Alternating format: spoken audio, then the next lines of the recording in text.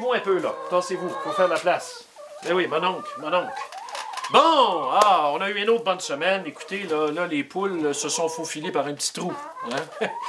C'est ça, mes belles petites filles. Ben oui, ben oui. Bon, là, je vais vous parler ici, vous avez peut-être pas vu. C'est rare qu'on parle de la ferme, l'aspect plus végétal. Là. On a parlé bien d'affaires animales. Mais ça, c'est un exemple, un prototype de notre première école de gourdes. Des gourdes? Ben oui, des gourdes. Ça pousse au Québec. On doit être pas beaucoup là, qui sont dans les gourdes. Et ça finit par sécher. C'est récolté fin octobre, début novembre. Il y en a de toutes les grandeurs, tous les formats, des petites, des grosses, des moyennes. Et un coup que ça a commencé à sécher, à se désintégrer à l'intérieur, ça durcit pendant l'hiver. Et là, vers le mois de mars-avril, on va pouvoir les polir, on va pouvoir les couper, on va pouvoir faire des plats à salade, on va pouvoir faire des lampes qu'on suspend au mur, des chandeliers, toutes sortes d'affaires. Même des gourdes pour boire. Là. Vous savez que l'origine de la gourde, là, pour les pèlerins de Saint-Jacques de Compostelle en Espagne, c'est très, très populaire. Ces temps-ci, les gens qui se cherchent vont souvent faire cette grande route méditative, là, de la route de Saint-Jacques de Compostelle. Bien, ils mettaient de l'eau dans le temps là-dedans, puis l'eau se gardait fraîche plusieurs journées. C'est vraiment super. Et je vous dis un petit scoop. Vous savez qu'on peut faire des choses avec ça qui sont très utiles pour le pénis. Ben oui, le mot est lancé, je l'ai dit, le mot pénis. Je ne sais pas si vous allez vous en remettre, là. Vous pouvez prendre une pause, là, aller prendre un verre d'eau. Mais il y a de quoi à faire pour les pénis avec ça. Là. Je vous en dis pas plus pour l'instant. Quand j'aurai mes premiers prototypes de tailler, je vous en ferai part. Ça va être un tabac. Moi, je vous dis, ça va être un succès commercial assuré. Bon, je vous parlerai de d'autres affaires végétales qu'on fait ici dans les prochaines semaines. Je veux revenir sur la conférence de presse de l'UPA qui a eu lieu il y a quelques jours. Je ne sais pas si vous avez vu passer ça dans les journaux. Moi, je l'ai lu entre autres dans la presse. Un topo bien intéressant avec Mme Josiane Grégoire, qui est cette copropriétaire de la ferme porcine de Saint-Hyacinthe, ferme familiale. Bon, puis elle a interpellé l'UPA. L'UPA, quand même, a pris à peu près un mois avant de sortir publiquement sur cette invasion-là qui est arrivée au début décembre 2019. J'ai vu un communiqué de presse passer début janvier qui dénonçait l'action des animal rights, vegan, / tout ce que vous voulez. Et là, il y a eu une conférence de presse. Et là, je vous en passe un extrait.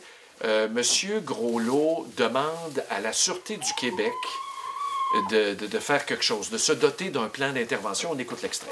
C'est pour ça qu'on veut contacter la SQ, là, parce qu'on veut leur demander d'être mieux préparés à ce type de situation-là. Et manifestement, ils ne l'étaient pas pour ce qui est arrivé lorsque ça s'est produit chez eux. Donc, c'est pour ça qu'on veut que la SQ développe un protocole, eux aussi, sur comment intervenir dans ce type de situation-là. Puis nous, on va le transmettre aux producteurs pour que les producteurs sachent que voilà comment la SQ va intervenir si ça survient. Alors, donc, on a des contacts avec eux. C'est pour ça qu'on a commencé à envoyer des messages aux producteurs là, si ça survient, de rester calme. Là. Bon, parce que vous savez comment c'est arrivé, là. La police est arrivée là le matin suite à l'appel d'employés là, qui arrivaient tôt, peut-être 7h30 dans ce coin-là. Et là, la Sûreté du Québec, me semble-t-il, dans ce secteur-là, il me semble que c'est la Sûreté du Québec, est arrivée. Puis là, les policiers ont dit « Ah, on ne peut pas rien faire, c'est politique, on attend l'ordre des boss. » Tu parles d'une réponse. Je veux dire, intro par effraction, il me semble sortir les gens, c'est pas compliqué, là, mais bon, ça aurait pu dégénérer. Peut-être, peut-être. Alors, on a attendu les ordres. Donc, M. Groslot demande qu'on ait un plan d'intervention. Pour éviter que ça dégénère, j'imagine. Pour éviter qu'il y ait de la violence. Là, parce qu'à un moment donné, ça se peut que des gens sautent leur coche, de part et d'autre. On ne sait pas. T'sais. Le dossier est très émotif. Alors, on a demandé ça d'une part, puis on a demandé aussi à changer la loi. Je vous en passe un extrait. M. Groslot nous dit « Il faudrait changer la loi. » On ne sait pas trop de quelle loi on parle, mais il faudrait changer la loi. On écoute ça. Puis la loi...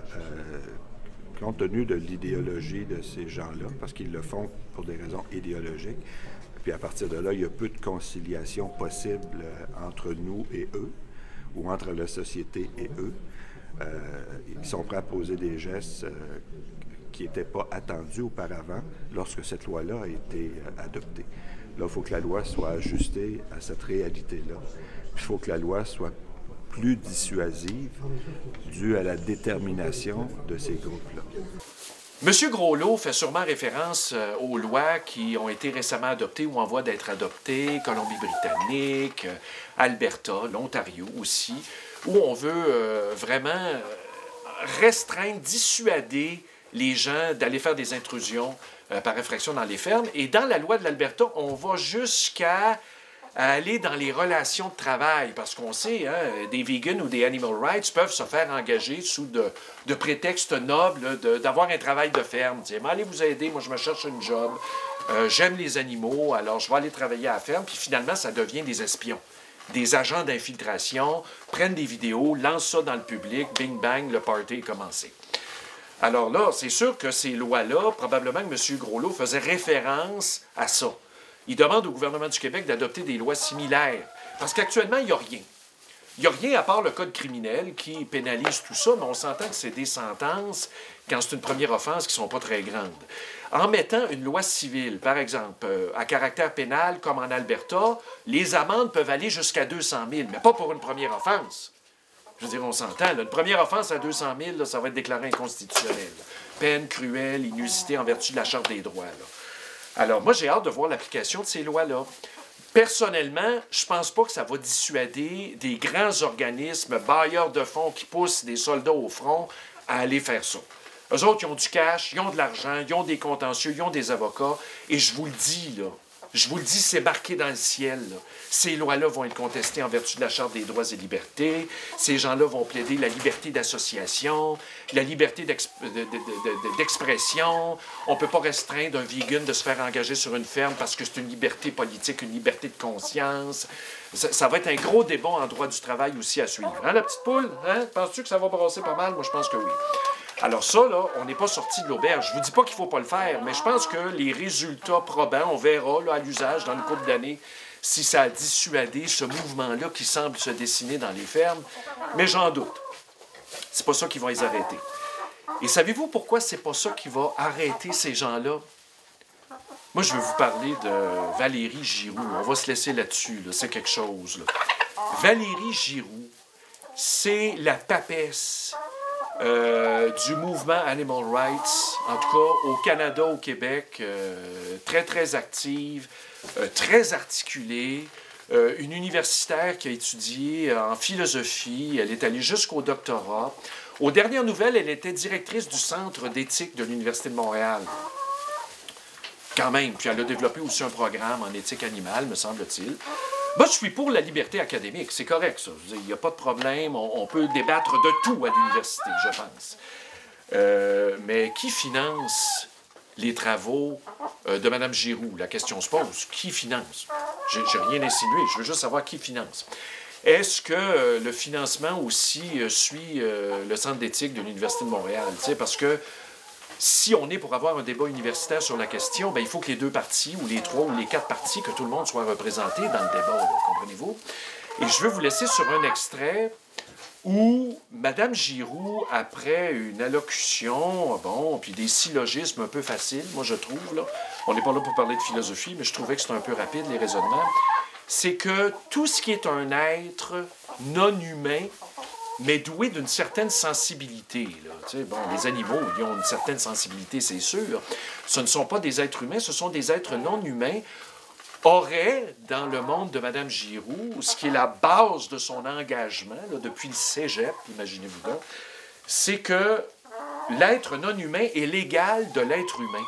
Alors, les poules que vous voyez ici ont les mêmes droits politiques, c'est quelque chose politique, que moi, par exemple, ou vous. Je vous en passe un extrait où Mme Giroux divise la société de demain en 3 catégories pour les animaux. Il y aurait les Autochtones. Ah, je vous en dis pas plus. Je vous laisse là-dessus, là, puis on se dit bye-bye tout de suite après. Les animaux domestiqués comme les vaches ou les poules deviendraient rien de moins que des citoyennes et des citoyens à part entière, des citoyens et des citoyennes non humains, non humaines. Les animaux liminaux, comme les pigeons et les rats, seraient considérés comme des résidents permanents. Les animaux sauvages comme les poissons et les lièvres seraient, eux, considérés comme appartenant à des nations souveraines et posséderaient collectivement leur territoire, par exemple.